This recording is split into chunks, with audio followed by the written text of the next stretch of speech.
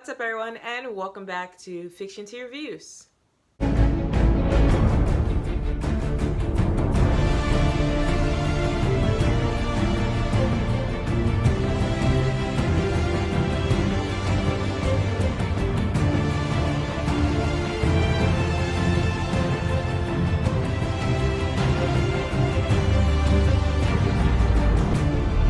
So this video would have been up earlier, honestly, but there was like so much construction going on until like 4 a.m. in the morning, and there's no way I would have been able to record, so that's why it's getting posted right now. So today we're going to talk about the movie Silent Hill. Silent Hill is a 2006 horror thriller. It's rated R. It's about 2 hours and 12 minutes. It is directed by It stars Rada Mitchell as Rose Da Silva, Sean Bean as Christopher Da Silva, Laurie Holden as Sybil Bennett, and more.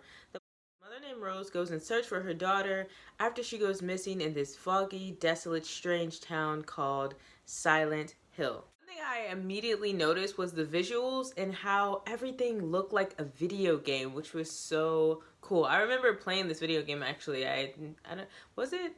I think it was on PlayStation 2.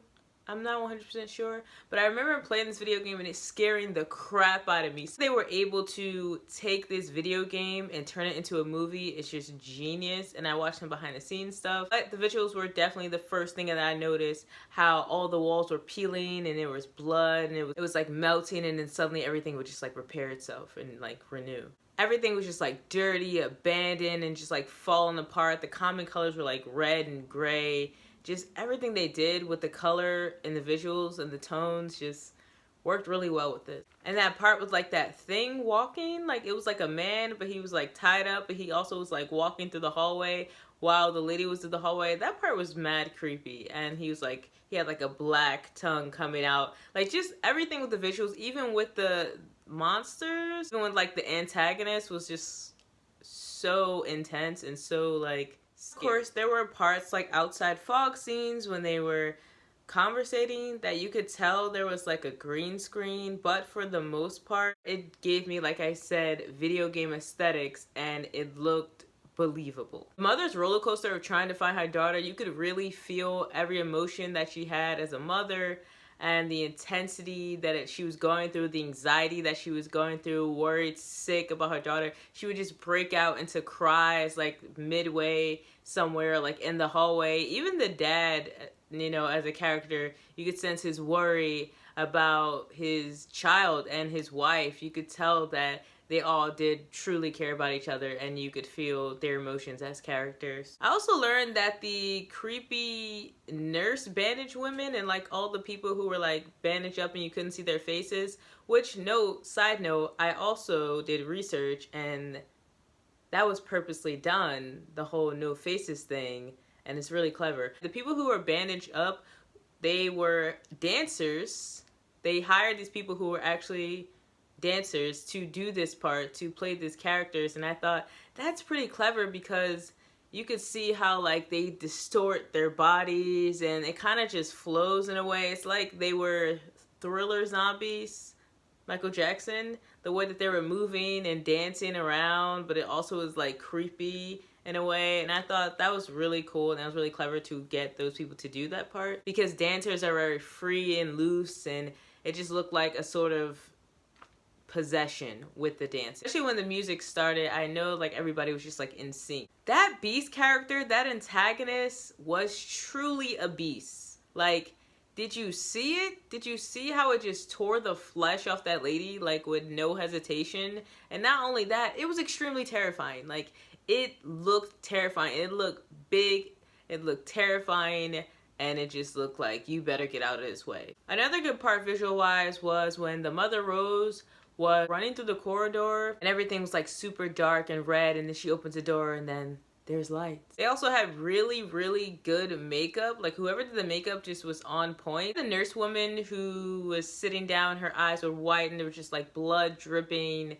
That was just really good makeup design. The monster looking people, of course, they looked crazy. Even down to the police officer woman who, like, you could see her flesh deteriorating and just melting off of her face. That was a good scene. Whoever did that makeup, whoever did that visual did really good, and it was messed up to see. But these townspeople, they were crazy as hell. Like, they were just weird. You have this lady here who's like taking this lead as if she's like this prophet, who she's a false prophet, and then all her followers, it was just like, wow, y'all really gonna, y'all helped her burn this kid alive, then y'all sat there and watched, y'all watched her, you guys sat and watched her burn this police officer, and now you're saying that this lady, you're still worshiping this lady who's literally telling you guys who's good and who's bad while she's committing the bad stuff. Like, make it make sense. These people were crazy. These people were crazy. They were just all like, blasphemy, blasphemy, yeah, yeah, yeah. And I'm just like, but you guys are committing blasphemy right now. Like, what? Then the lady had the nerve to say, you let the darkness in. You let the darkness in. And I'm just like, lady, you are the darkness. So you're just as dark.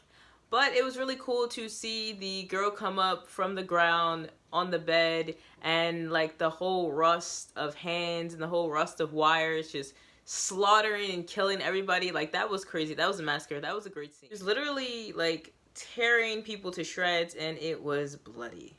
Lastly, I love the way it ended, because the mom said this quote of like, every mom is a god in the eyes of her child, and I just think that was so perfect. Like, I'm not a mom or anything, but I just feel like it was so true, it was so real, and it was just the perfect way to end this film. Overall, I enjoyed Silent Hill. I enjoyed this film. I've watched it before, but rewatching it is just even better. I would definitely recommend this movie. First, like, I didn't know where it was going, but I love that it went a way that I didn't expect.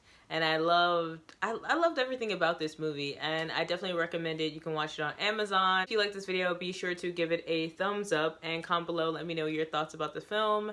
And be sure to hit that notification bell to get notified for future videos. Also, be sure to get you a copy of my book, Rain, a psychological thriller about a group of young adults in a psych ward who get this new counselor that's supposed to be helping him, but he has a secret motive, and he learns that the kids are being experimented on. He's trying to figure out how to help them and how to get them out of this situation. While he's doing that, he learns that this place is haunted and is having an effect on his psyche, and he starts losing his mind right along with the kids, and he learns that they're probably not even crazy, that there's something else going on, they're being experimented on, and they have abilities. If you're interested in hearing about this at all, you can go check out the review of the Netflix French voodoo show, Mortel. That's where I started reading this from the beginning, and then up until then, you will be able to hear me read this entire book. So go check out my old videos, and you'll hear about this whole book actually for free.